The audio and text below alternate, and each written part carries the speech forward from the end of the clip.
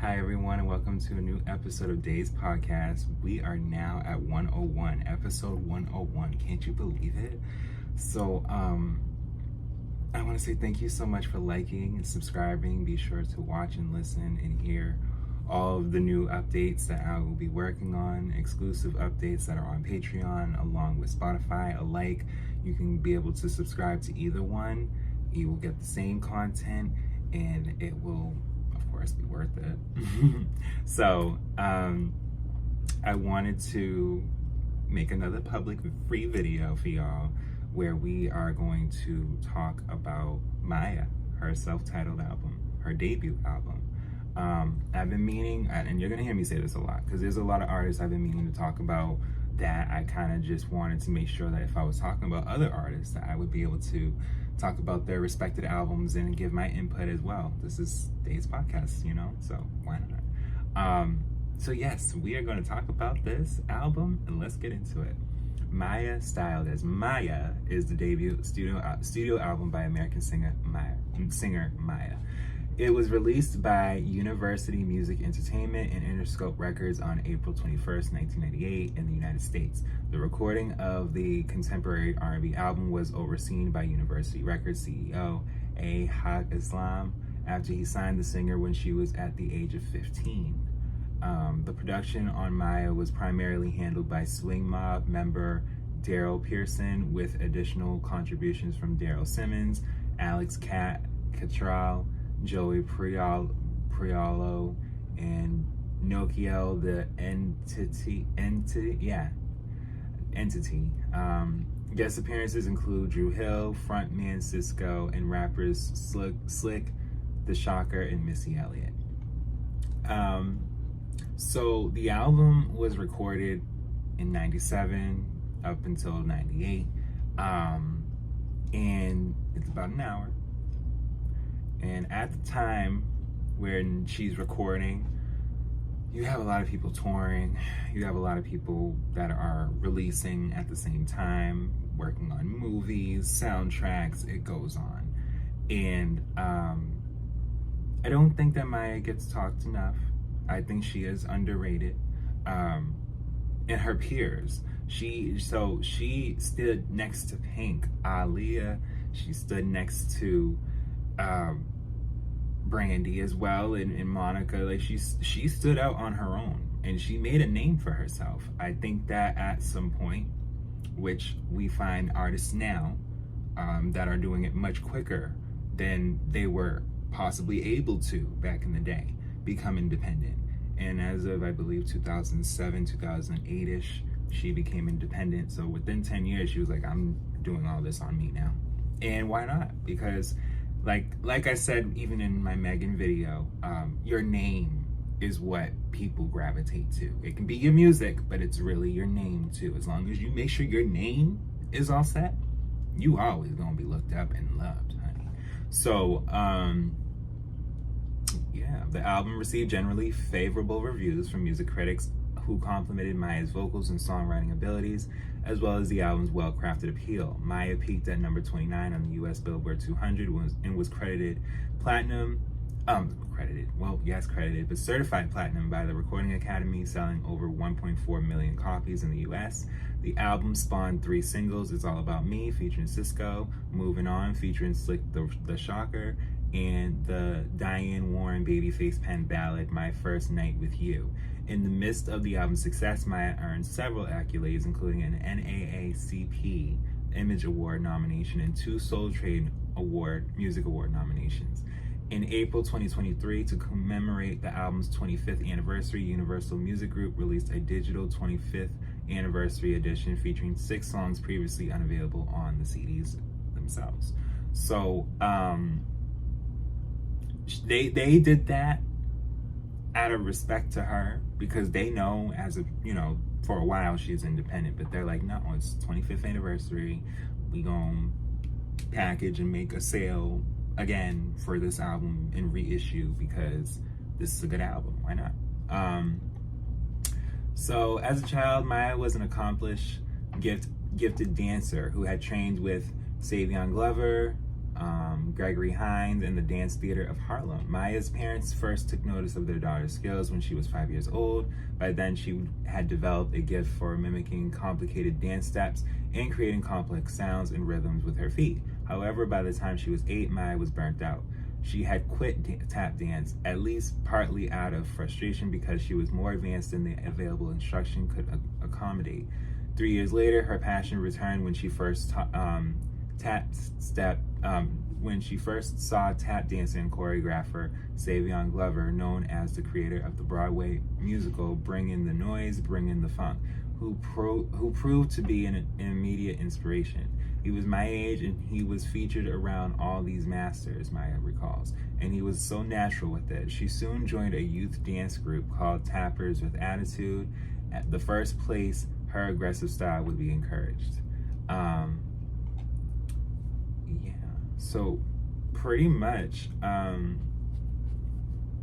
during her early to mid-teen years, she taught dance to kids and held a dancing gig on BET's Teen Summit as well. Really? Yep, Teen Summit is an American talk show for youth that aired on Black Entertainment television from September 16th, 1989 to August 31st, 2002. In recent years, it has returned as a very occasional special to the network's schedule. So she actually was on TV. Eventually Mya developed enough courage to sing for some dance class pals who encouraged her to break the silence at home. She explained she didn't want to be pressured or forced into lessons all over again in another area. As with dance, I wanted to develop this on my own, at my own pace.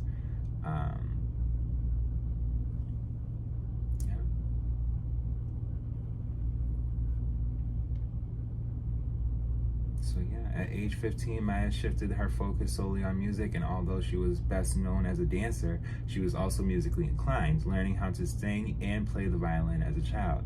When her father, a professional musician, learned that his daughter could sing and was serious about a music career, they began to shop around demo tapes, eventually earning the attention of University Music Entertainment, president and CEO Haq Islam.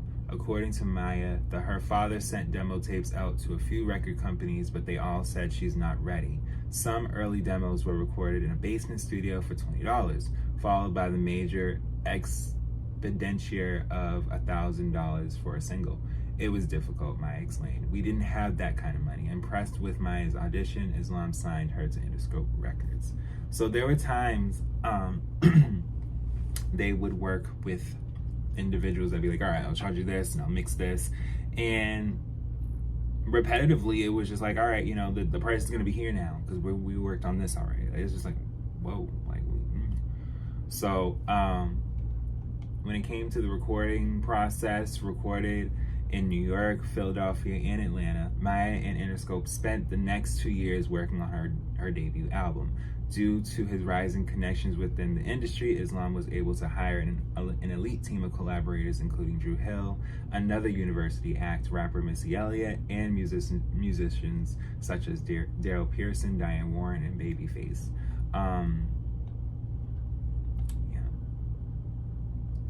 So let's see. In April 1998, Interscope held a press release from Mya with Billboard magazine promoting. At the time of the press release, University Music revealed and shared details regarding Mya's project and University Music's marketing strategy plan, announcing the album and U.S. single release dates. Although Mya was initially stated for a May 5th, 1998 release date, it was later changed to April 21st. However, an international release date for the album was not set. Mya's first single, It's All About Me, featuring Cisco, was solicited to radio March 3rd and released commercially March 10th. The music video for It's All About Me was serviced to BET and the box for February 10th. It was serviced to MTV at a later date. From the beginning, University and Interscope used Mya's connection to label mates Drew Hill as a promotional tool to create a buzz for Mya. University coupled her with Drew Hill in the video and television appearances as an outlet to create a fan base for her. In addition to video and television appearances, Mya was featured on Puff Daddy's concert tour, which also included Drew Hill. To continue to create an ongoing buzz for herself, she opened the boy group Boyz II Men tour from April 26 to July 26. As a marketing plan, University announced and created a grassroots campaign that hit high schools. The label distributed newsletters about Mya, hitting more than 25,000 high schools nationally. University also set up a Mya 900 number, which advertised on posters and flyers. Callers could hear samples of Mya's music and hear the latest on her activities. On the press front, Mya opened on the cover of Right On and Teen People magazines. In April, Mya appeared and performed It's All About Me on Vibe. Lastly, she was featured on Interscope's worldwide website, where she had her own page. So the critical reception, like I said, they thought it was good. Like I've said in I think a few previous albums that we've talked about, a debut doesn't always chart as high as people would feel. And then there's the sense of if it's good because it didn't chart as high. And it's like, yeah, because they kept going, you know? So, yes. Mya debuted at number 77 on Billboard 200 and on May 9th, 1998. A steady seller by May 22nd, 1998. In its fourth week, Mya had sold 220,000 copies. The album eventually peaked at number 29 on Billboard 200 and at number 13 on Billboard's top R&B hip-hop albums chart during the weeks of September 5th and July 14th, 1998, respectively. During the holiday season of 1998, Mya experienced its biggest single week of sales, scanning 64,858 units. It was certified platinum by the Recording Academy on October 1st, 1998. In January 1999, the album was ranked as the 75th best-selling album of 1998 in the United States, selling 1.1 million copies. By May 2003, Mya had sold over 1.4 million copies in the U.S. As of April 2023, Mya has sold 1.6 million units stateside. By May 18th, 2001, worldwide sales for Mya stood at 6 million copies sold, combined with sales from Fear of Flying. So, from her second album, which we will talk about, there was more sales that was going to the first. People was like, okay, so now we have a collection, you know? And I think that's what it was with a lot of artists, where it was just like, I need to put out something else.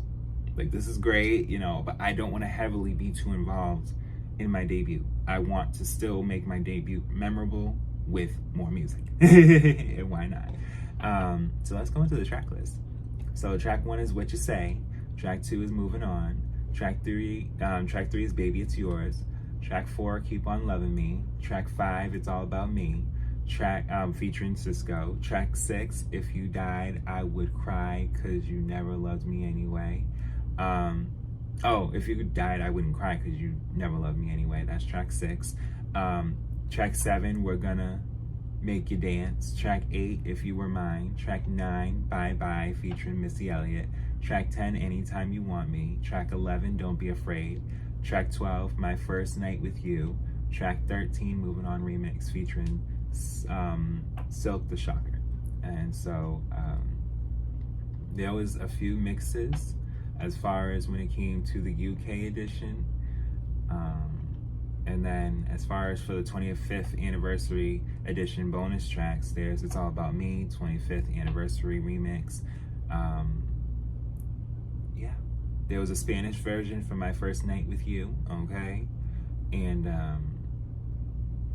It's All About Me. There's a couple more remixes for that song as well. So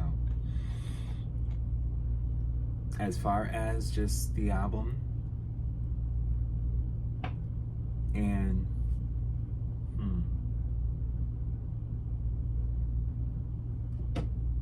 it just dawned me. It literally dawned me that, you know, 98 was such a time that kind of just, and it's just, I know that she definitely, like, you know, most artists and groups had to really make a stand on their own in a certain time, because now you can just be able to just go back and be like, oh my God, so this happened and this happened and this happened. But at that time, you really had to make a name for yourself. Like, really had to make a name for yourself. So I commend her for it. I love Mya. She's one of the best artists out, and is a legend in her own right too. And yes, I want to say thank you guys so much for listening and watching, and we will be back with more.